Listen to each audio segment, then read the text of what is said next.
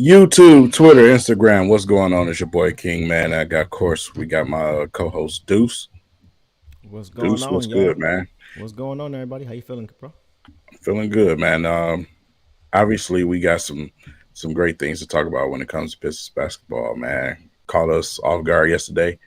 Um, sorry for the wait. I know some of you guys were in here since 8:30, but Appreciate y'all. had to make sure we were set and had everything ready to go for y'all. So, with that said, Detroit Pistons relieve Monty Williams of his duties. Big move. Got to respect Tom Gores for that, right? Mm-hmm. He's not afraid to spend some money. That's been obvious. So Yeah. that's what you want in an owner, right? May not be the biggest basketball guy, but for him to be able to spend that money, it helps you when you're trying to flip the table with this franchise. So, Yeah. Monty's gone. Now we have to move on with the coaching search. JJ Redick first off the board. Deuce, who do you have in mind? So I have a couple of mine. Before we get there, I wanted to backtrack about something you just said, talking about Tom Gores, right? And like you said, he ate that contract, right? And a lot of people were saying, well, it's only however $78 million. He's a billionaire. Who cares? It's not a lot of money for him, or whatever. Saying it's a tax write off. Who cares? Okay, even if that's the case, money aside, he could have let his pride keep him from making this move and just trying to see it through. We all know he's the reason that Monty Williams was here. So by him eating that contract after one season, that's his way of saying, I messed up, y'all. My bad. So for that, I give him credit. Just based on that, him just not worried about his ego or whatever and just trying to do what's right for this basketball team, I'll give him credit for that. 100%. Can't take that away from him. So yeah, we talked about it earlier. There's been some news we found out today that JJ Redick is, as many thought, headed to Los Angeles to coach the Lakers. And it came out today that the Lakers were not considering Monty Williams. I know a lot of people, including myself, thought that he may be looking ahead that way. If JJ Redick fell through, if Hurley didn't work out, but it looks like they had their eyes on JJ the whole time.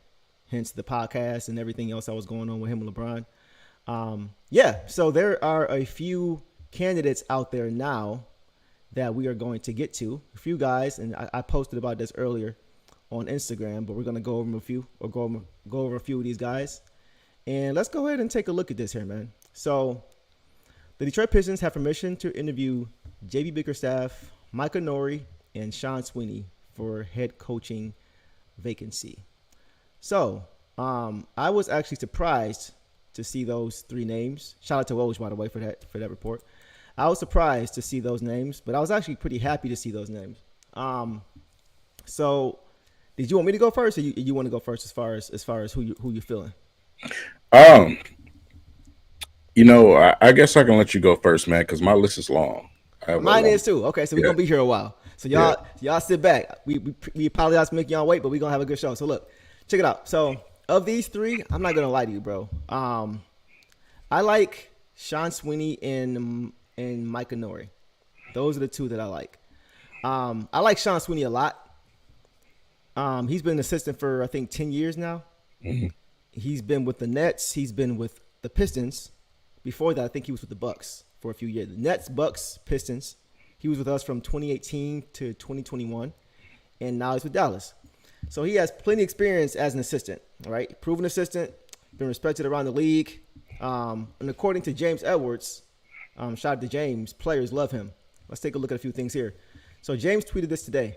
For those unfamiliar with Sean Sweeney, I wrote this profile a few years ago. Giannis told me Sweeney is who helped turn him into a killer. Blake and Andre picked his brain religiously. I thought that was pretty cool because it's not just X's and O's. When he said help turn him to a killer, that means mentally Yeah, he helped mentality. develop that dog in him. Right, that we always talk about, that always embodies Detroit. So that was interesting. The next thing I want to pull up from James Edwards that he tweeted today was from our very own Isaiah Stewart. And he said, also, Isaiah Stewart sat with Sweeney on every plane ride, watching film and taking notes. So he obviously has a lot to offer. If you've got guys, sitting next to coaches on flights, you know what I mean? And it's not as if Stu is the only player in this team who is a dog, or not a dog, but who's a gym rat, who's looking to learn more, who's a hoop head. That's a lot of our guys in the squad. So it's not like Stu was just, something out of the ordinary. Sweeney is somebody who really has a lot of knowledge and can motivate guys to play well. So I really like him for sure. And then, just the fact that there's connective tissue, right, and familiarity with the Pistons, to me, that's a huge plus. So I'll wait to talk about Micah Nor if you want to hit on Sean Sweeney first. Sean Sweeney is fine, man. Me personally, I'm looking to go in a different direction. Okay. With someone like Sweeney, but for what it's worth, I mean, I wouldn't be upset with that. Obviously, if you got players like that vouching for you, then hey, right. I'm all for it. Sweeney's a younger guy himself. Like I said, we need someone around that's going to instill some type of identity and personality into our team. Mm-hmm. So if Sweeney can provide that, that's fine. Yeah. I have no issues with that. Okay. I'm with you on that. I will say though, bro, I know I led with Sean Sweeney, and I know he's got the history here with the players and everything like that, and the sound bites and the quotes from Giannis and all that. But I must tell you, King, I am a Micah Nori guy. He showed me a lot. And it's not a hot name here, but he showed me a lot last year. So I'm just kind of get into why. He is the assistant coach for the T-Wolves, right? Mm-hmm. And he was basically the acting coach for much of the playoffs. When Chris Finchie had that leg injury, I forgot who ran into him, but I think he nearly broke his leg. He had a bad leg injury in the playoffs. And Micah Nori came and filled right in, man. Didn't miss a beat. And he showed that he's capable of leading the team. He was on the sideline, when the Wolves actually beat the then defending champion Denver Nuggets. And here's what I really like, bro. This really is what I learned about him during the playoffs. He does not let guys quit. Yeah. He does not let guys pack it in. If you guys remember, you probably all remember, we all watched it together, the playoffs. In Game 7, the Wolves were down by 20 points. And he did not allow them to give up, nor did he panic, right? They won that game after being down 20 on the road to the defending champions. Mm-hmm. That speaks a lot. That speaks volumes for me, because that's a mindset that your coach has to have and instill in their players. They easily could have packed it in, bro. It could have been 1-2-3 Cancun. They could have been satisfied with their great season and gotten blown off the court. But the fact that they continued to play through it, bro, it shows a great deal of belief, especially from a young team. And it starts with that coach. And so the T-Wolves roster and style of play, as we've talked about before, is what I want here in Detroit. It all starts with defense for the T-Wolves. And what intrigues me the most is our potential front court. Mm-hmm. Right? With the right coaching and development, I really believe, bro, that Jalen Duren at his peak could be our Rudy Gobert. Less defense, much more offense. Want to make that clear, right? But I think he can be that anchor in the paint.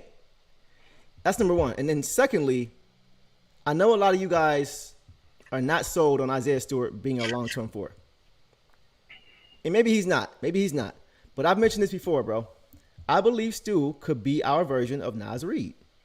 Sixth man of the year, right? He may not be every bit of Naz Reid. I understand Naz Reid is a very unique type of player. But with with our new assistant coach, shooting wizard, Fred Vinson, not part of our coaching staff, I want to see what he can bring out of Stu as far as shooting that ball in the mid-range along with the three ball, like you always talk about. Just getting him better quality shots, not always just sitting in that corner all the time, being real predictable, right? And Stu has shown at times that he can't put the ball on the floor. He's shown that, right? We saw him cross up Joel Embiid a couple of years ago and go for a tomahawk dunk. So he has the ability. I just want to see what he can bring out of Stu, right? And possibly unlock with him offensively. And I think he's going to help him a lot. And I think he'd be the perfect coach for what the Pistons have embodied, right? Since whenever we win, it's been based off of defense. Every regime that's been successful has been because of our defense. Mm-hmm. So I like all of these three. Probably Bickerstaff the least. Sweeney probably second, but I think Micah Nori is my top pick for sure. Hey man, I can definitely get with that. I like I said, my list is extremely long. Um, it's certain things that I just want, you know what I'm Okay. saying? And one of those main things is identity and a defensive attitude. So looking at this list, shout out to Rod Beer for putting this out on Twitter earlier. Long list, man. Long list of guys. Of course, JJ Redick was at the top, but we Yeah. all know he's with the LA Lakers now. So Mm-hmm. just looking up and down this list, obviously names like Sam Cassell, Yeah, I see that a lot in the chat too. Chris Quinn, you know what I'm saying? Yeah. Um, the reason why I love those type of names is simply because of who they were as players. You know what Yeah. I'm saying? These guys had an identity to be pests out there on the court. You know, so that's the type of identity I want my team to be defensively. I want us to be in them passing lanes, man, getting our hands on the Mm-hmm. basketball, and just be a headache for teams Right. because that defense creates offense. And at the same time, when we go out and we add to this team and get some offensive guys, man, that'll help us win a lot of basketball games. So Yeah. those identities alone are huge. Then you got the fantasy type of selections Right. like a Chauncey Billups or Yeah. Yeah. um, yeah, but so this list goes as long as to Rick Pitino and Mike Krzyzewski. That's Sheesh, come wild, on, bro. man. Like Really? what? Like what? That's only a 50-1? That's crazy. That's um, crazy. but the Pistons literally got their cream. I mean, cream of the crop. You know what I'm saying? They can pick anything.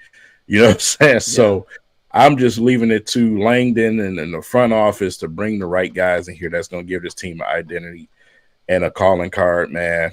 Um, Yeah. you know, when you're looking at Bickerstaff, when you're looking at who you mentioned, Sweeney and Frank Vogel, it's so many tough, hard-nosed coaches, man. And I love the fact that we're looking for one right now at this time. Right. Even Mark Jackson is on the list. So Yeah. yeah, Yeah. you know what I'm saying? So Yeah. it's a great position for the Pistons to be in, man. We just got to make the right choice and get a guy in here that's serious about that business Exactly. and turn this thing around. 100%. 100%. I did see a lot of Sam Cassell in the chat, and I'm not mad at that at all. I did see what Gilbert Arena said, and he made some good points. You know, we have a young team, and we need somebody who is able to kind of push them on the court. You know, somebody who can still play, maybe not beat them, but be able to be on that court, not just on the sideline. Somebody who can shoot the ball, who can challenge them. A coach that has some elements of basketball that even now they're still better than some players at, like shooting. You know what I'm saying?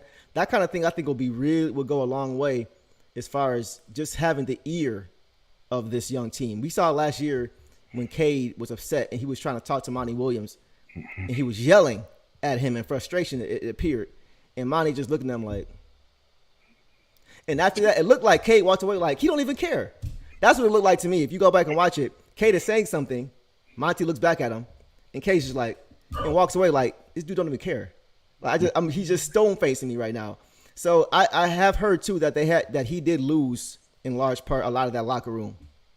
So it needs to be somebody. And Sam Cassell is not gonna he demands respect. And he's seen it all, man. This is the same guy that's won 2 championships back to back with Akeem Olajuwon. You know what I'm saying? He's been around the block a few times.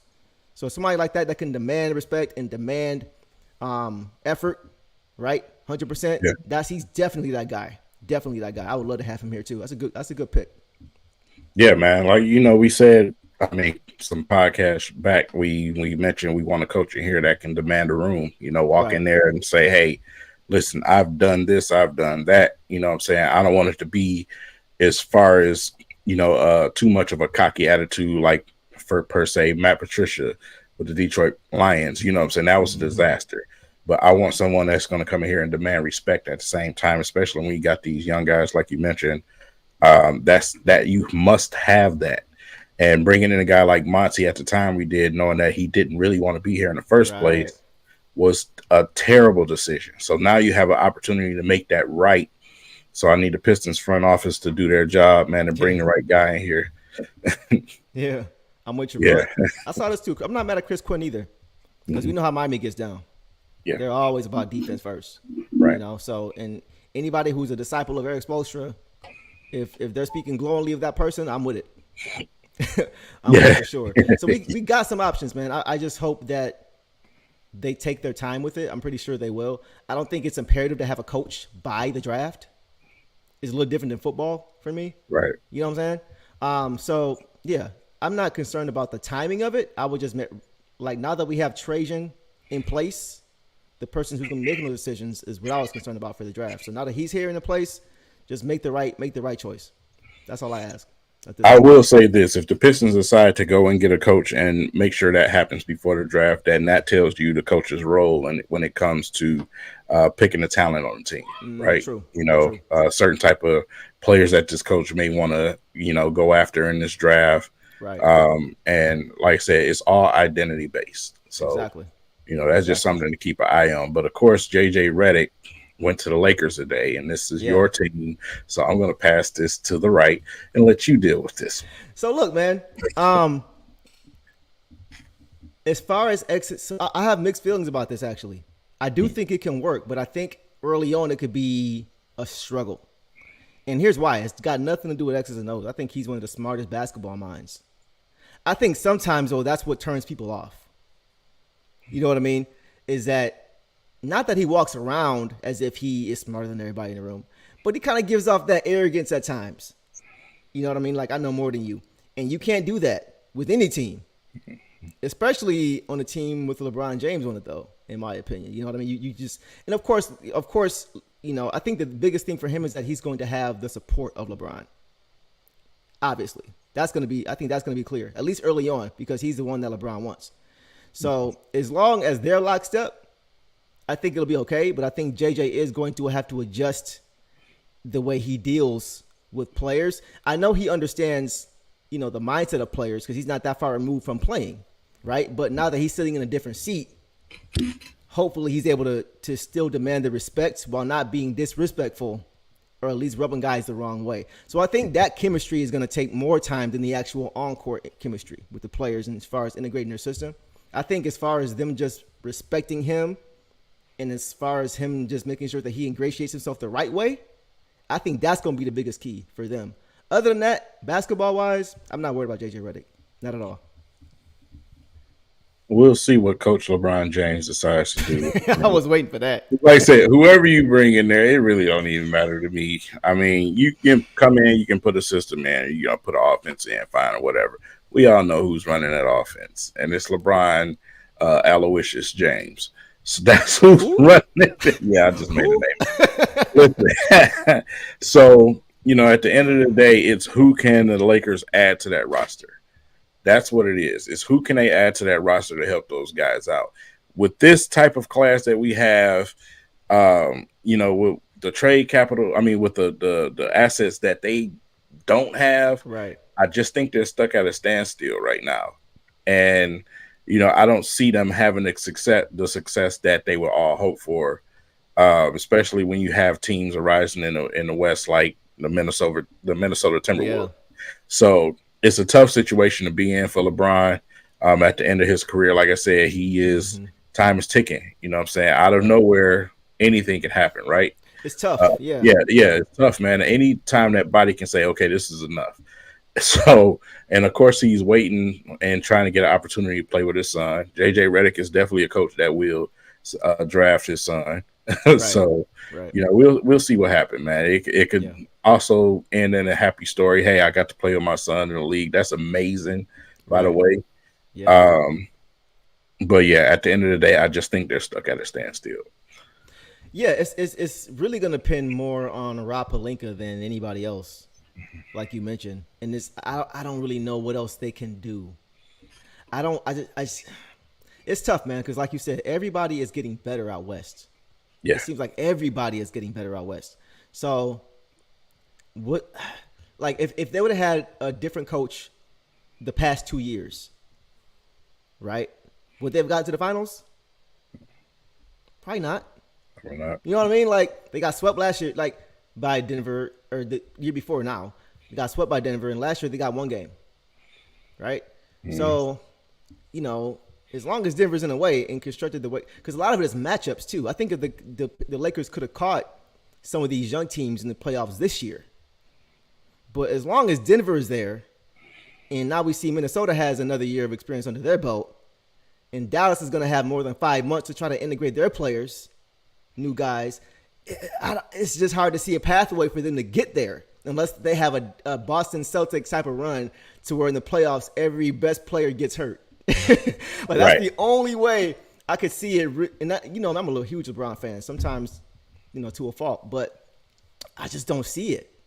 As currently constructed, I don't see how they get there. So could you see LeBron leave the Lakers? What if LeBron went to the Dallas? I seen that earlier. LeBron to Dallas. Because Dallas was one of those teams that was looking at drafting Bronny, Mark Cuban. He's always ahead of the curve, right?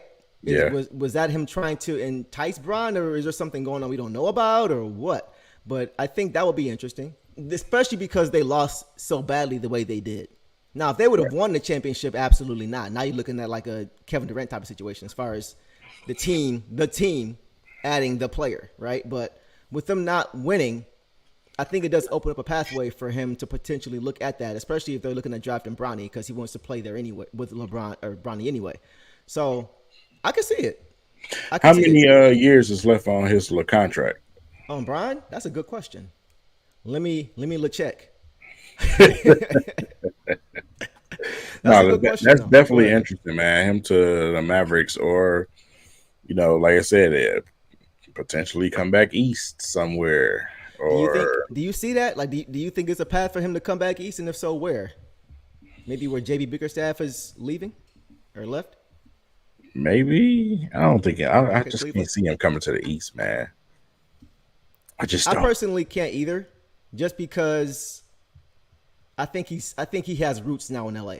I think even if he were to go to Dallas, I don't think he would go to Cleveland or, like you said, back east. I think that's a little bit too far. Yeah, that's too far. That's too far. I think LeBron has, let me see, he has, looks like 2 more years in his deal. Yeah, 2 more years. So this coming season and the year after that. And he's got one more season with the Lakers. After that, he's a UFA. So one more season. So after this, I can see it.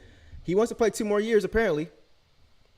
So maybe he plays one with Bronny and then makes his choice somewhere else, or who knows. But I can see it. I can see him going elsewhere, out west. And I think a lot of it will be contingent on where Bronny goes, for sure. Yeah, like I said, something that we just got to keep a close eye on, man. Yeah. Something we kind of talked about the other night, and it's coming back around again, right? Okay. A potential reunion with Andre Drummond. Mm-hmm. Andre Drummond, he put something out on Twitter today, and it was very interesting, right? Mm-hmm. So Andre Drummond obviously loves Detroit, says, I love Detroit. Mm-hmm. Love story that will never die. My home. And plus he owes me $20 and I need that. Right? I don't care if it was Xbox 360. I need my money. Go ahead and talk about that real quick. So elaborate for everybody who doesn't know. So listen, man. Why was King such a big Andre Drummond fan? First and foremost, shout out to Dre's family, especially his mom. Dre was the first player that I ever had an opportunity to have a relationship with. We used to play Xbox together. Before I started even doing this, sports YouTube, I was a YouTube gamer.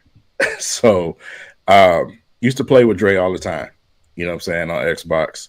And we kind of built a relationship. So it's why I was so upset when he ended up getting, traded away. And the way he got traded away. So that's why. Okay. Yeah, I don't know Drum the way King does. But I did get a chance to chop it up with him, and we've been chopping it for every now and then we talk, like, maybe once a year or something like that. But I got a chance to meet him when he was still here.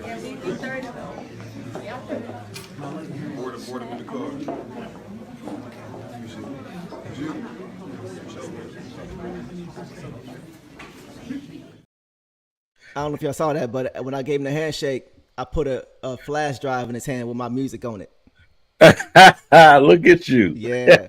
And that's how we got a chance to kick. It wasn't the music that you guys hear now, the Pistons. This is before, because this is like 2019, right before he got traded, I think. Yeah. And he responded and he was like, bro, I mess with that. I mess with that heavy. And, we got a chance to kind of kick it. It was cool. And he got traded. And we still do every now and then. We, he'll pop, if I post something, he'll DM me something that is, every now and then pretty randomly. But if he comes back, he got his, Dre, if you're watching, you got your own personal song if you come back.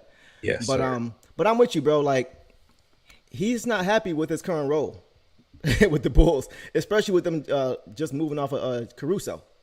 Right, for Josh Giddey and no picks. I don't know how they didn't get any picks from the Thunder in that deal. All them picks they got, you couldn't get one for Caruso. Or for like, come on, man, that's crazy to me. But with that happening, I don't blame Drummond for wanting out at this point. And like you mentioned, he obviously still has love for the city, despite fans unnecessarily and unwarranted boos whenever he comes here, as if he just left in free agency. Didn't happen. You know what I'm saying? Yeah. I think fans boo him because he was put in an impossible situation when he got here. They expected him to be Joel Embiid. Man. And he's not, and that's okay, but it's not fair to him. That wasn't fair to him at all. So I'm with you, bro. I wouldn't mind a reunion for many reasons, some selfish and some basketball.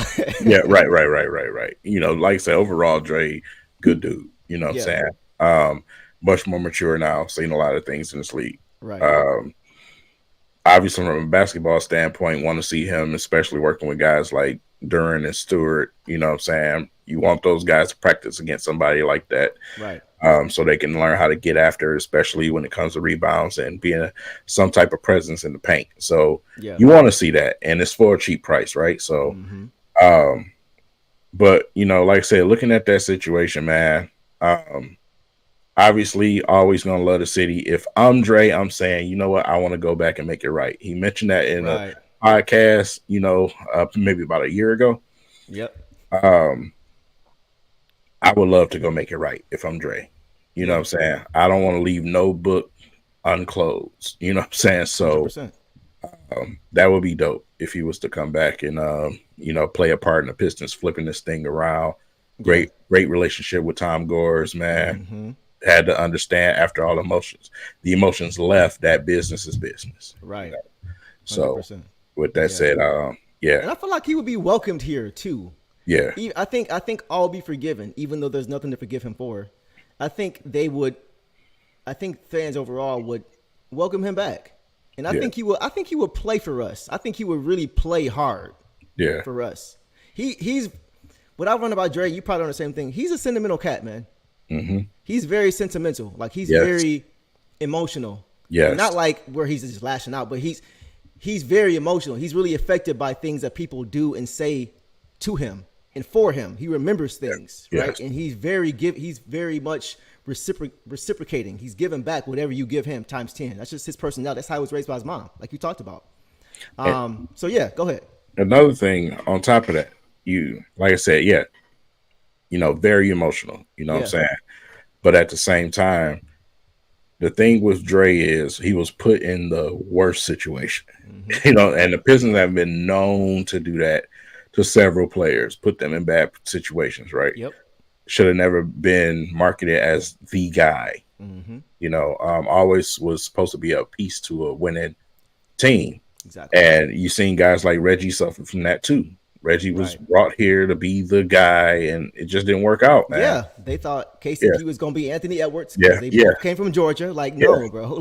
These are pieces you put together to a championship caliber team. Exactly. And that's why you're seeing some of these guys go elsewhere and win, you know what I'm saying? Because other teams understand that. For some reason, the Pistons just could not understand that. And that's why you do all the barking and yelling that I was doing. Like, why are y'all doing this to these dudes? You're right. The two guys you just mentioned, Reggie and KCP, both won championships with Denver as a piece. Yeah. Not as the guy. KCP got one with the Lakers also. As a piece. Bruce Brown got one with Denver as a piece. Yep. So to your point, they were put in impossible situations. Yep. Yeah. Yep. Absolutely. Yeah, man. So I'm with it, bro. I'm with it, man. Like at this point, we need a jolt of energy. Anyway, it's been so much bad news we've gotten over the past couple of years. It's time for us to get some good news and to get some good energy in this building. Man.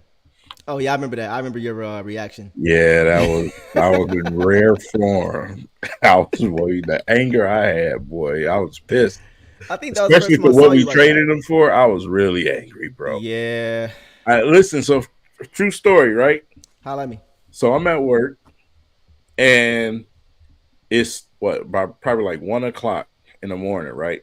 So at this time, my job was 24 hours, Mm-hmm.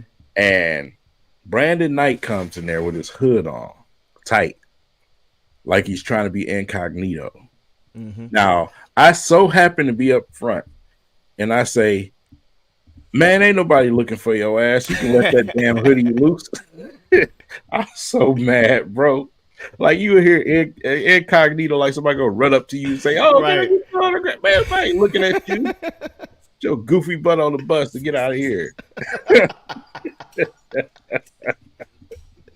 For real, bro. What nobody checking for Brandon Knight, bro? Man, If what? I thought you was gonna say Brandon Jennings, I gonna say, oh, okay, that's different. But Yeah. Brandon Knight, no shade, but come on, man, he never got over Kyrie. Man, He what? never got over that play. Man, Ever. That's funny. Brandon Jennings, good times. Brandon Knight, not so much. Not at all. Somebody asked a question about Brandon Jennings, real quick. Side note. Somebody just said, let me find it. It was like a what if thing with Brandon Jennings. I think it was, here it is. Yeah, I wonder how far we go if Brandon Jennings didn't tear his Achilles. I will say this: we go farther than Reggie Jackson took us. Yeah, and that's no shade to Reggie, but Brandon Jennings and Drummond had a different type of connection. You could just see it. The way Drummond would get excited after catching an oop, the way he pushed his head, you know what I mean, like, or push him to the side, like, yeah, good stuff. Like they just had a synergy about him. Was that Rasheed was on the bench too during that time? Wasn't Yes. He? Yes. That was the same year when Jennings hit the game winner off the glass against the Spurs, and Man. Yeah, Man. that was the incline for me. That was the incline when he got hurt. Man, I was so hurt. I was so. He had just had a 21 assist game. Yeah, he had a couple of them. Yeah, he had a couple of them. 20 games. 20 games, bro.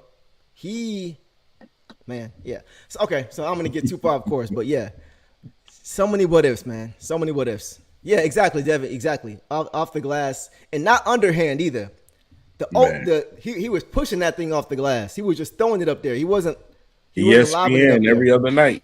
Every other night, bro. Yeah, remember when we had what was the backup we had? DJ Augustine. We had him for a while when Jennings got hurt before we got Reggie, and that was a bad time. That was a bad time. It was. That was some dark days.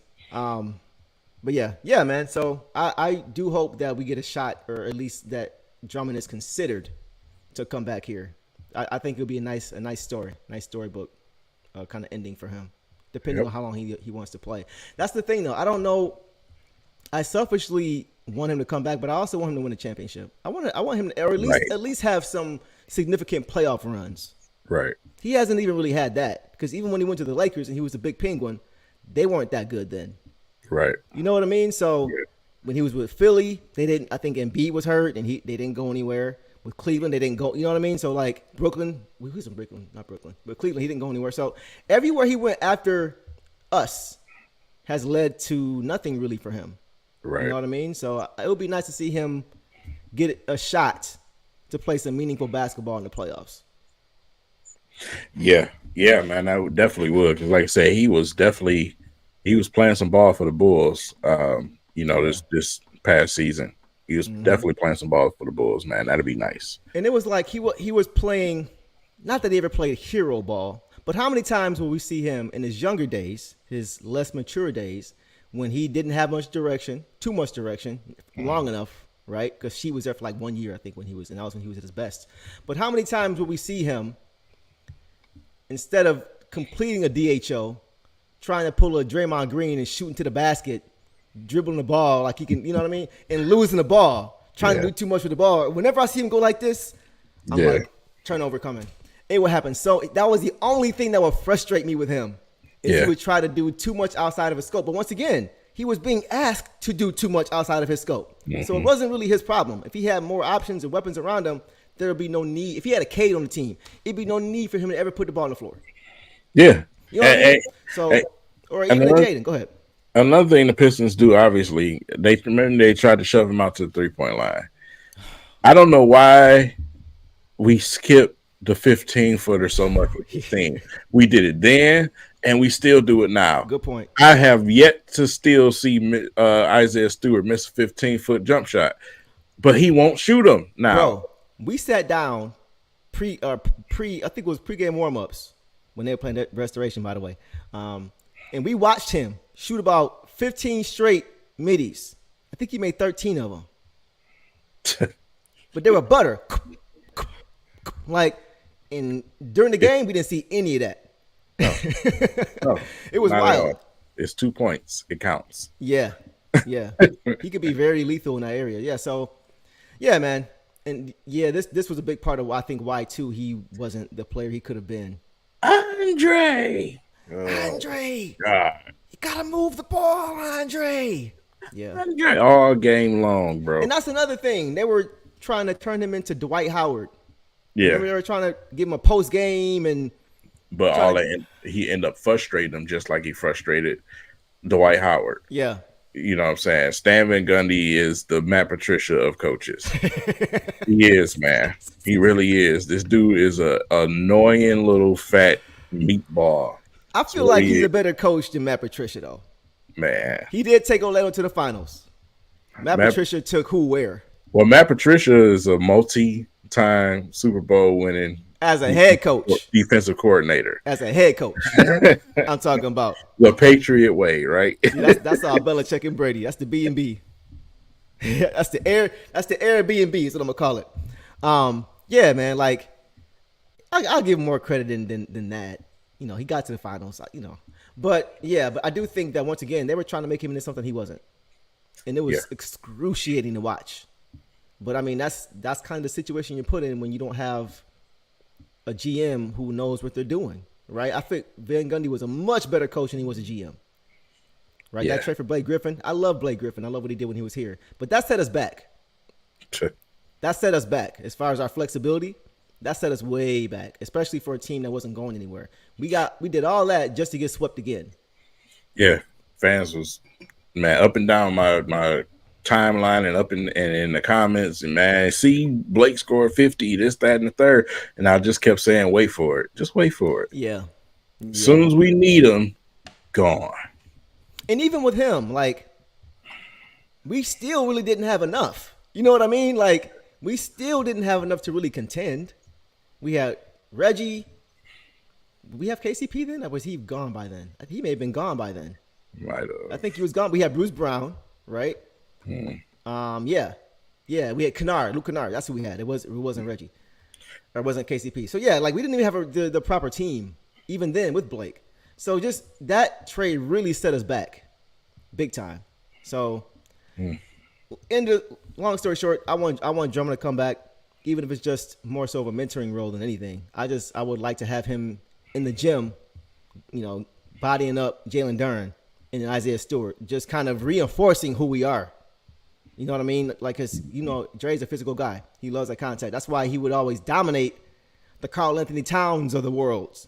Guys who didn't like contact, because he would play his game and just dominate them. You know? Dominate them.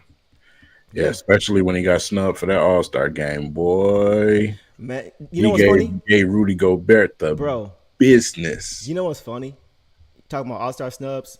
That when I met him, that was right after the voting had ended for All-Star Weekend. And everybody, the Pistons had voted for him, and he got beat out just barely by a coach's vote as a bench role for Vucevic, Nikola Vucevic.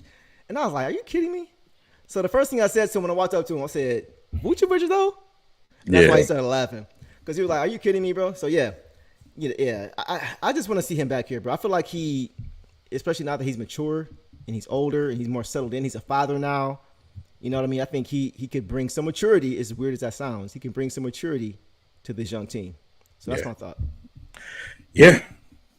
I'm right there with you, man. So yeah, man. So that's all we got. We didn't have a long show for y'all tonight. Did y'all have anything else y'all wanted to cover? And I'm seeing some coaches here, some different coaches here and things like that. But yeah, man, at the end of the day, I'm just really happy. That's what we wanted. I wanted to get to that too. I'm glad you said that. Press conference now. So I'm gonna let you lead off. Listen, man. Before we even get into that, Trajan Langdon. Yep. Took his time. Yeah.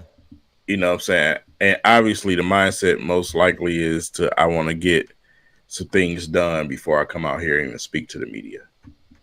I Mm-hmm. can respect that. Mm-hmm. There's no rush just because the media moans and groans and the fan moans and groans. Listen, we're on it's a way to say we're on my time now.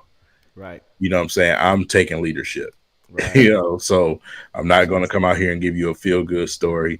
I'm not going to come out here to the press conference and tell you the money is what made me come. You know what I'm saying? So, like I said, man, I respect that to the fullest. You know what I'm saying? Take your time, bro. Take your Bro. time. Get some things done. You come out here when you're ready to address us because we've been Yeah. in the darkness for the last 2-3 years. 100%. I mean, he could have gave the greatest cover story tomorrow, but if he would have been terrible as a president and a GM, nobody would have cared about what he said. Mm-hmm, So take your time. mm-hmm. Us as fans and beat reporters and everybody, we'll be fine, and we will not care about how long your press conference took if we come out the gate playing well next season, or at least have an identity next season, or look significantly better this season. Mm-hmm. All we forgiven about how long the press conference took. Would Yeah, nobody care? You know. So take your time for sure. But I and, am very interested to hear what he has to say. and, I'm and, for, very and what time is that for the people listening? 3:30 p.m. tomorrow Eastern Standard. Mm-hmm. So we are definitely going to check. Yeah, he is in a great position. He's in a very favorable position because the only way we can't be worse unless we have a 30 game losing streak next year and only win 13 games. I mean, that's literally the only way we can be worse next year. So he's in a great position for himself, but also I do think that he is going to make significant changes and adjustments that are going to help our team in a big way. He's showing he's about business. He's not afraid to make the big move. He doesn't care about what anybody thinks, and it appears that, at least from my side of the fence, from our side of the fence, that he at least has a respect of Tom Gores, to where it's like, look, this is what I'm doing. I need you to stay over there. You know what I mean? And to Tom Gore's credit, he did give him he did give him a long leash, and he gave him the authority to be able. He said to him, according to James Edwards, he said, if you need to eat any cap space, if you need to eat any contracts, you can do it. Yeah. You know what I mean? Read between the lines as to what that means. Yep. But I do like that he has the flexibility now to make these moves, and now he's starting right away from the top. Yeah. So we'll see what comes of it. So I just want to answer those two comments that I put on the screen. Listen, stop listening to Mike Valenti. Mike Come on, Valenti, man, really? 97.1. I was listening to the same show today, and they're basically painting that scenario like Cade is going to leave down the line after the extension, right? That's going to take another 5 years for the Pistons to be competing in the playoffs. Listen, Surprise. the Pistons are in a great situation with a lot of cap space, and they have a couple of assets they can use to accelerate this thing if they want to. Depends on what they decide to do. Listen, you got to give Cade the extension. Absolutely. You got to give Cade the extension. That's not even No a question. Mm-mm. What he's going to do 3 to 5 years down the line, what are we even talking about right now? Right. We're more concerned about now and getting the ship on the right track. So let's do that first Exactly. and determine what could happen in the future. Right. Mike Valenti is a Celtics fan. He doesn't want to see he truly does not want the Pistons to be successful. Never This is the has. same man that told you we should go and get Ben Simmons.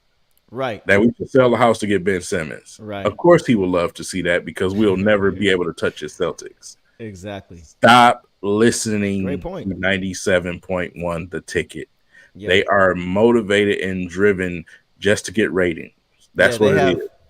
It's some ulterior motives going there for sure. Yeah. It's some agendas going over there for sure. And I'm gonna just leave it at that. That's yeah. If you're looking for real, well, I ain't gonna do that. Yeah. Definitely had to. I mean, listen, left you in a good position if you trade Jim Langman. Yeah. You know, and like I said, the money that we have, he's the reason why it's there. Even though we've tanked and the lottery didn't turn out our way, because we're having a different conversation in general about Troy Good Weaver point. if the NBA didn't decide to screw us over consistently. If That's a good point. his own front office, his heads didn't get in the way when he wanted to hire a younger coach. And You draft a see what I'm different player. saying? So Draft yeah, a different player. I'm just saying. so that's just what it is. Um, I want to see what your thoughts are on this.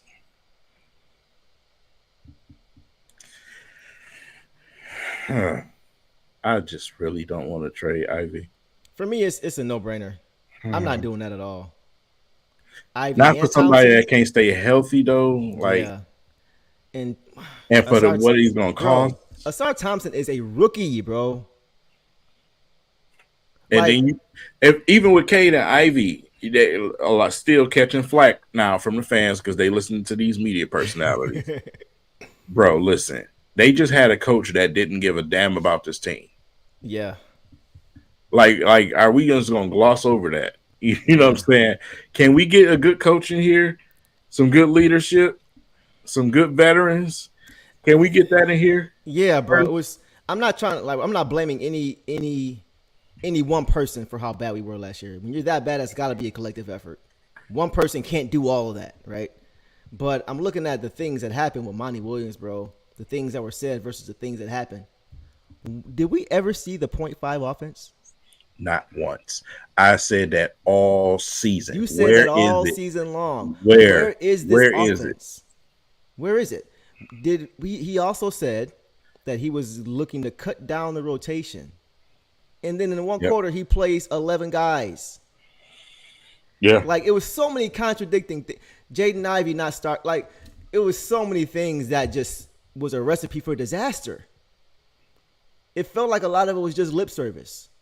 I'm never gonna say anybody was trying to get fired, but come on, man. Some of the things that he was doing and saying, even when compared to how he would handle his teams in Phoenix, I know it's a different team, but even the way he was moving was just different. It was very lackadaisical, very nonchalant.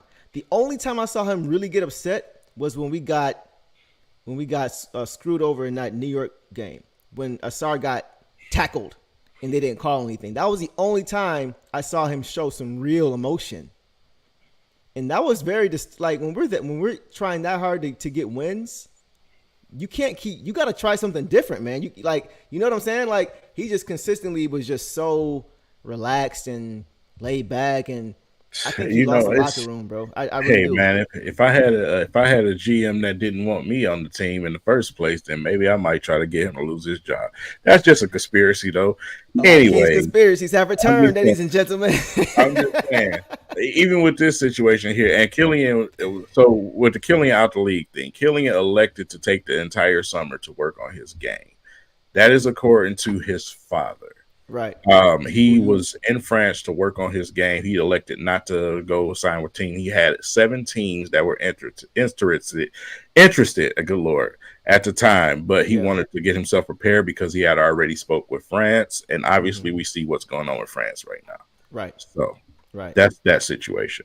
Yeah, but for sure. Yeah, the conspiracies are real. Yeah, no, they're definitely it's definitely some smoke there for sure. But at the end of the day, I'm glad that we moved on.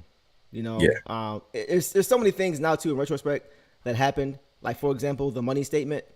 That now that we have moved on, I can be honest with myself about it instead of just trying to be optimistic. At the time, I was like, man, that's weird. Initial reaction is like, that's weird, but maybe he's just very honest. Maybe he's just doing something different. Maybe he's got a different approach. But now I'm like, bro, no, no. What does your instincts tell you? That's weird. I had never in my life ever heard a coach say the reason they took a job is because of the money.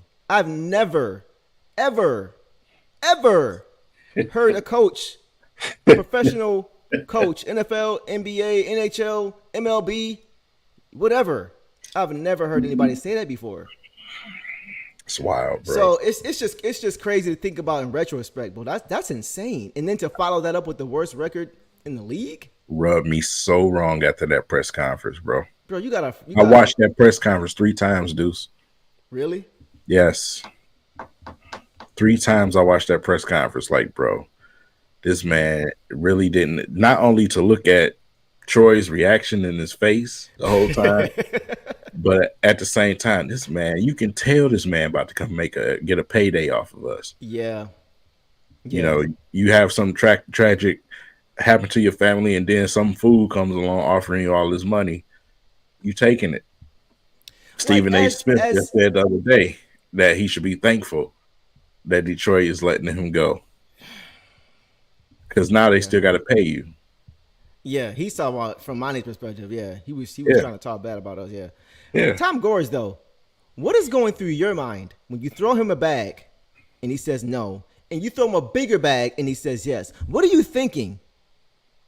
Like, what do you think that means? Tom Gores is too concerned with what the fans think. That's what I think Tom Gore's problem is. See, because everybody was like, "Hey, Monty Williams, you gotta go get Monty Williams. You know, you gotta spend the money. You gotta do this and do that and everything else." And you know, he did that, right? I feel you on that, but I don't even know if it's that, because when the fans were upset about the team, and he was talking about, "Oh, don't overreact. You know, we're in the community. Things are going great. Don't get too." He didn't seem to carry it in. You know what I mean? So I can't even give him that, bro. I think it was just really just being honest. It just felt like incompetency, honestly. And that's fine if you're owner. Let everybody else do it. You don't have to be a GM. This is let not your guys do the job. This is not even a realistic comment. A person that really doesn't care about the fan base, or that doesn't care at all, is not spending an amount of money that Tom Gores is spending.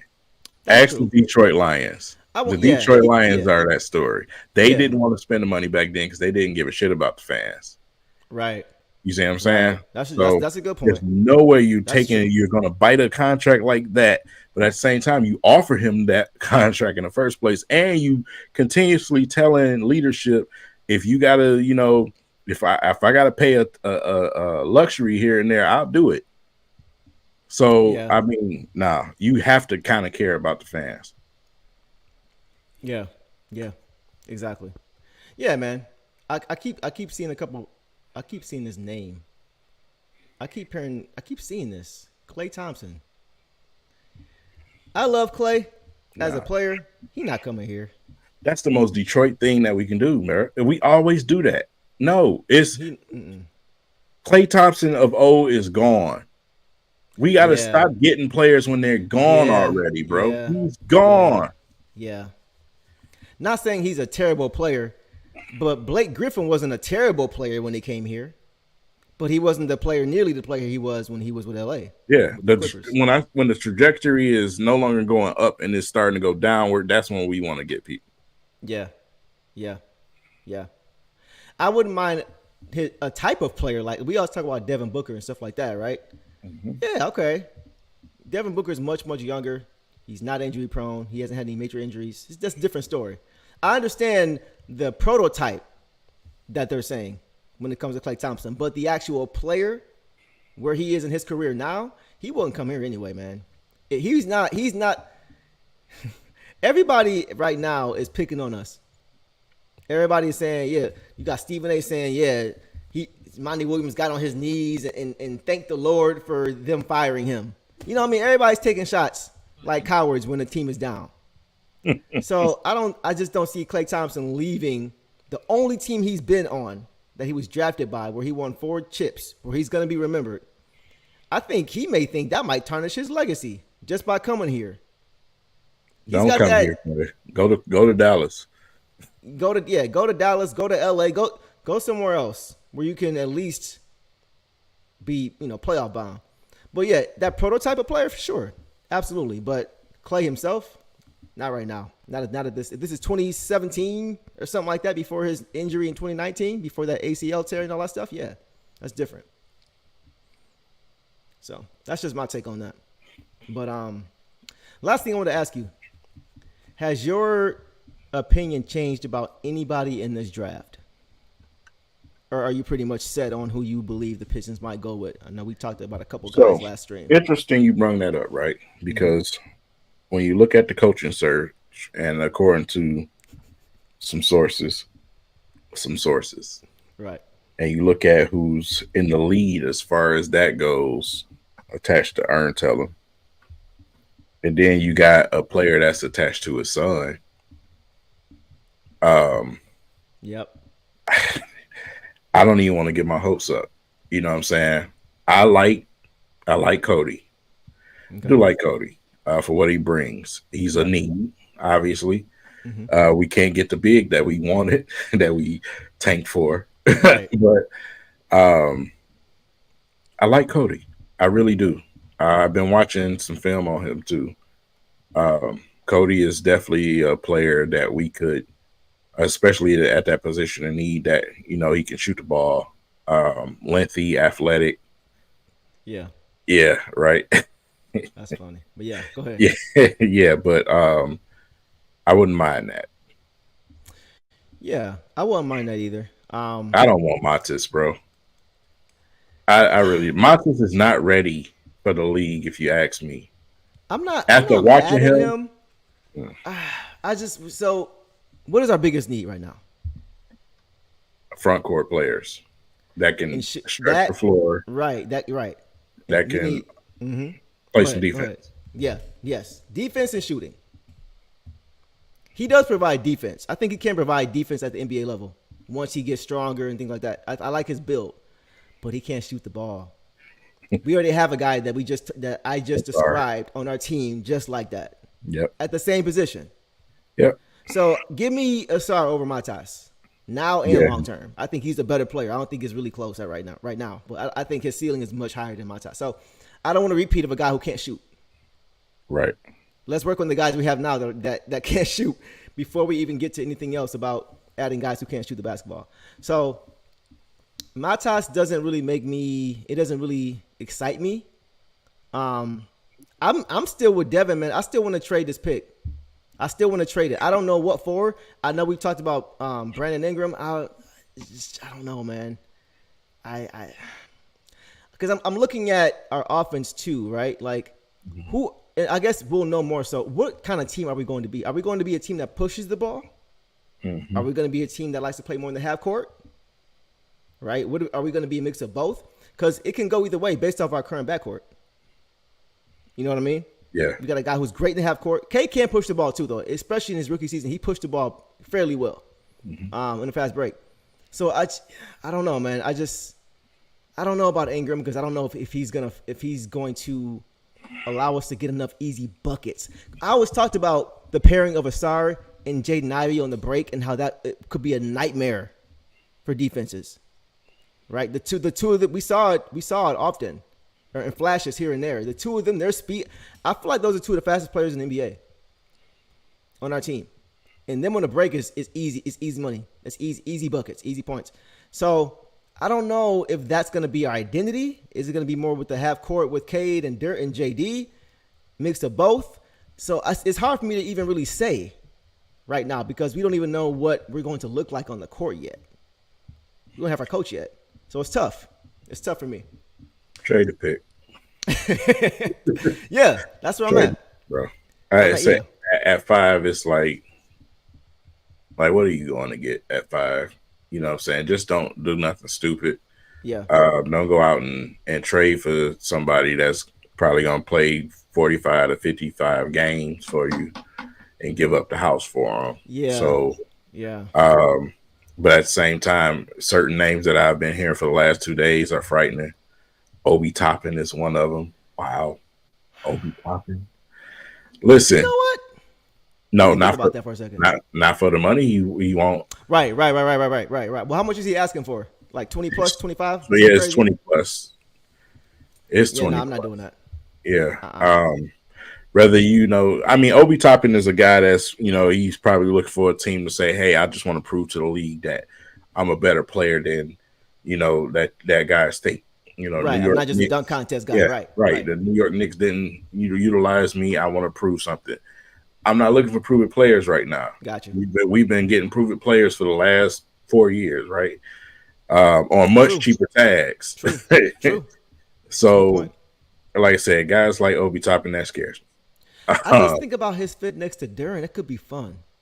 Obi, he can shoot the ball a little bit. He can shoot the ball pretty well. Yeah, and development is another thing too. Yeah. So yeah, he can definitely develop. He's definitely not done yet. Man, him and Duran But could be nice. Not I'm thinking about it, bro. You're right. That is too much money for me. But I'm thinking just fit. I'm thinking in fantasy land, like just fit, inside, outside. it's a Both of lot those of guys are athletic, very rangy, long, athletic. lots of Both athleticism. of them can guard in the perimeter fairly well. You can switch Listen, everything. Like, during that would be nice, man. Now that I that's why think about it. Go ahead. that's why our coaching selection is going to be very important because Yeah. During on defense is right now at about 65%. I don't He's even not think at that 100% much. yet. I don't even think Yeah, that much. because I see so many opportunities on defense Yeah. for him. So that whoever the coach is, when you walk in the door, you got to be like, "Hey, bro, I need you to be just as athletic on the defensive side of the basketball." Yep. And honestly, bro, I feel like it's from talking to people. I feel like it's more about effort with JD than it is Yeah, about it IQ is. It with is. JD. Because I It is. see him on certain plays making the right read defensively. I see him talking on certain plays. I see him more engaged. I see him being disciplined, staying down, like rotating, like everything. Yeah. And then other times I see him just like Conditioning just too. going through the conditioning too, right? That's a good point. So I think, bro, he was coached by Rasheed at Memphis. He was coached by Larry Brown at Memphis. He was coached by Penny Hardaway at Memphis. Like Right. he's been coached. He Right. knows what he's doing. It's just a matter of staying engaged now. I mean, it's maturity too, because you can't let your record affect what you're doing about. You can't allow that. You still got to give 100%, right? As a mature player, this is your job, your profession. You show up to work, right? So I think that's a part of it too. I don't think there was enough demand around him, enough people around him demanding that for Hey, him every Duran, game. if you see this, I need you to go meet up with KG. Call KG Ooh, yeah, and man. go work on your conditioning over summer with KG. Absolutely, Let him put you on that beach a couple of times. Even Drummond did it. Even bro. Drummond did it. You know what I'm saying? They had a little TV series about it. Go get with KG, man. Let him show you how to get yourself conditioned and ready for the season. Bro, that's 100%. He was getting up at 5 in the morning, running on the beach every single morning, Saturdays and Sundays, every single day, all like in the off season. So yeah, 100%. You know what's interesting? When I watch him, do you know who I see even more than KG at his peak? A Ooh. lot of Pistons fans probably won't like this. Jermaine O'Neal. Hmm. That's who I see. That's who I see. Mid-range money, great defender.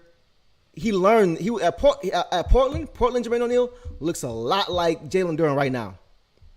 When he was at Portland, when She was there, when Dale Davis was there, when Brian Grant was there, when Sabonis was there, Arvydas Sabonis Sr. was there, like, and he was just like buried on the bench, getting like, getting into the game, Darko Milicic minutes, human victory cigar minutes. Like, I saw then this dude can play, but it was just so many guys. And when he went to Indiana with Rick Carlisle, took off.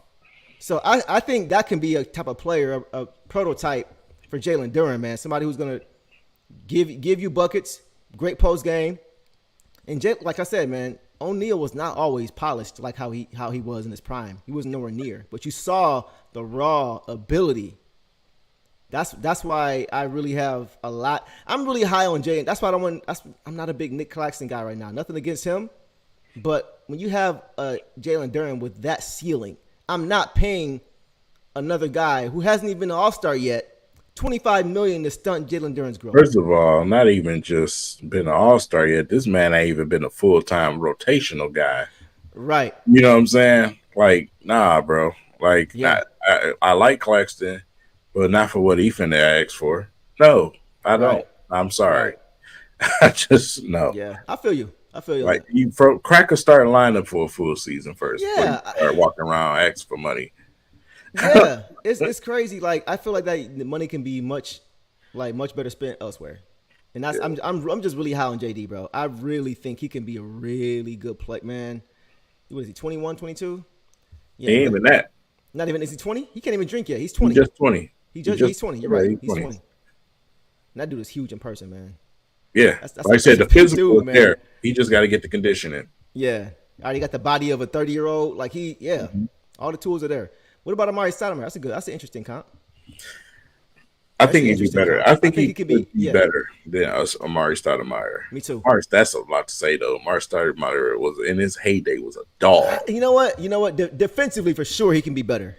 Yeah, he was. Offensively, though, when Amari was in Phoenix, obviously with Nash, but when he was able to spread his wings a little bit more, when he went to New York before Carmelo was really settled in there, that little window, he was looking like a top 7-8 player in the league, bro. Maybe in top 5. So, yeah, I like that comp. I think he definitely has the skills and the abilities for that. But yeah, for sure, he definitely could, man. Like I said, you put the right pieces around him. Good coach. I think that definitely could. Absolutely. Yeah, man. So I'm looking forward to. Let me see what this says. Sasser, Thompson, Duran, Cunningham should be the core. Nah.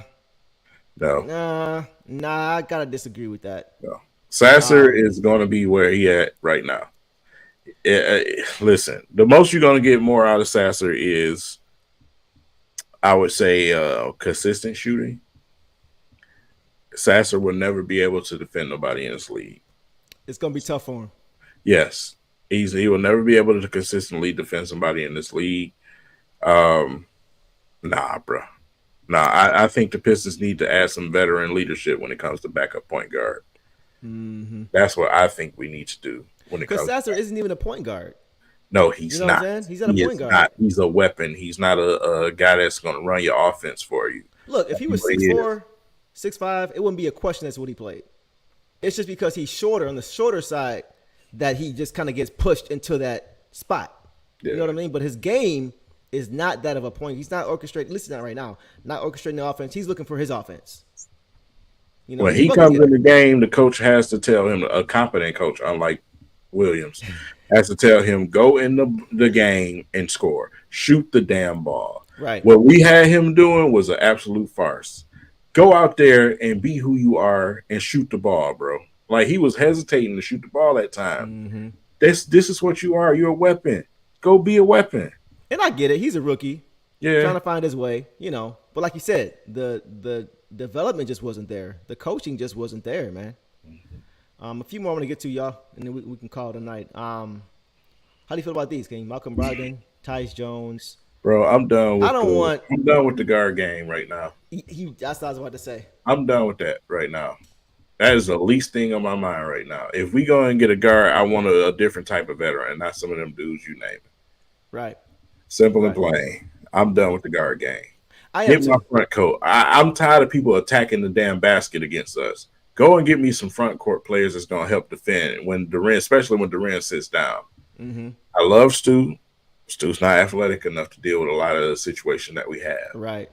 So go and fix the front court. Go and give me a wing player that can actually, defend, but at the same time, put the ball in the basket. You know what I'm saying? Shoot the ball. Mm-hmm. That's what I'm looking for. We've been playing the guard game for the last 2 to 3 years, bro. I'm done with that right now. So I saw this about Isaiah in reference to Sasser. Isaiah Thomas wasn't big. Tell that to him, bro. I feel you, Coyote. Shout out to you. Different era. But you got to keep in mind, it was a different era. Point guards were not nearly as big then as they are now. And along with that, we don't have a Joe Dumars defensively. It ain't even just that. To put on their best play. You see what I'm saying? Like Lindsey Hunter, Mike James, all them little shorter guys, they can put their hands on you back then. You can't do that now. You can't guard the same way. Yeah. That's what makes it tough. When you have that's tough. And plus the league alone wasn't big as it is now at guard. We have huge guards in this league now. Yep. The game is getting bigger. Pause. Yeah, man. What's up, Rise Above? What's going on, brother? What's going on, bro? Yeah, how do you feel about Marcus Smart? Man, I'll never say no to Marcus Smart. Right. For what he bring to your team and to the locker room and to the beach. What? Yeah. I thought the player that we did have could turn into a Marcus Smart. Who's to be that? honest, the one we just let go last season. Who let go Number 7. Oh, Kill. Yeah, I thought he could defensively turn into Marcus Smart. I would never say no to that type of player. I can see that. Yeah, defensively, yeah, for sure. Yeah. I can see that. Yeah, the grid is there. Yeah, for sure. 100%. Yeah, I wouldn't be mad at that. Yeah. Yeah. So that's yeah. Man, It I is really what it thought. is. Yeah, it is what it is. All right, bro. I think that's about it for me, man. I think we got to everything. Appreciate y'all showing up and showing out. Don't forget tomorrow, 3:30 p.m. We will be waiting to hear from both Tom Gores and Trajan Langdon. And I am really looking. I don't know who I'm looking forward to hearing from more. And the only reason I say that is because I definitely want to hear what Trajan has to say as far as his vision for this team, because then we'll all know what we're gonna do, what's going on with the team, right? But I really want to see if Tom Gores is going to address the elephant in the room as far as him being the guy that wanted Monty, and then him being the guy that also cut Monty. If that was, a big part in wanting him to move on. I want to see if he's going to address that, because we talked about it. His decision making, even though he hasn't said it, it's him basically saying, "My bad, y'all. I messed up. I messed up. I was responsible for making this hire, or for strong arming our previous GM for this hire, because this is who I wanted. He wanted Kevin Ollie. We all know that. So I wanted him. I pushed for him. I was very determined to get him here. And then 1 year later, I'm eating that money and I am cutting him." So, like, that's his way of saying, "My bad. I messed up." So I want to see if he's going to address that tomorrow. Yeah. This is definitely, it's going to be a lot of eyes on this press conference. I can't wait to talk about it afterwards. Listen, if you're not on Twitter, download it. Download it. I don't care if you don't follow anybody else, but follow us on Twitter. For sure. And follow some of the people that we follow. A lot of news, a lot of updates, but I tweet a lot of stuff out, man. So if you guys are not following me on Twitter, you're missing out. Mm-hmm. That's where I live, on Twitter. Yep. Also on Instagram, a lot of great posts, especially if you're a Pistons fan. Mm-hmm. Make sure you're following Deuce on Instagram, also myself. So yeah, those social media, those two, social media outlets is where we are the most. Yep. If you guys want to keep up with us, man, that's where we are. Yep. And we'll look forward from here to y'all. Yeah, I got some new music coming for y'all next season too on the Pistons tip. Y'all already know about Destination Restoration, and you know about Baton, which King was featured in the music video. Shout out to you, bro. Shout out to you. Whatever. I got 2 new songs coming this season. So hopefully y'all rock with these. A little bit different style. I'm trying to give a little bit something different for everybody, right? Destination Restoration was more of like a pop hip hop joint. Baton had a little bit more of a soulful type of feel to it with some more rock in there. So now we're going to have a little bit of, some dubstep, EDM type of vibes. You know what I'm saying? We're going to switch it up a little bit. And more hip hop. More hip hop for sure. So that's pretty much the foundation of the city musically. Unless you're talking about the old school days with R&B. So, yeah, man. So we definitely got some music coming for y'all. Appreciate y'all support as always, man. And yeah. As always, thanks for showing up and showing out, y'all. We appreciate y'all, man. Yep. So until next Tuesday, or until something breaking happens, if Trajan says something crazy like he came for the money or something like that, outside of that, you guys will see us next Tuesday. But you can also see us on Twitter and Instagram and everywhere else you can follow us. So appreciate y'all as always. And Detroit versus everybody. Peace.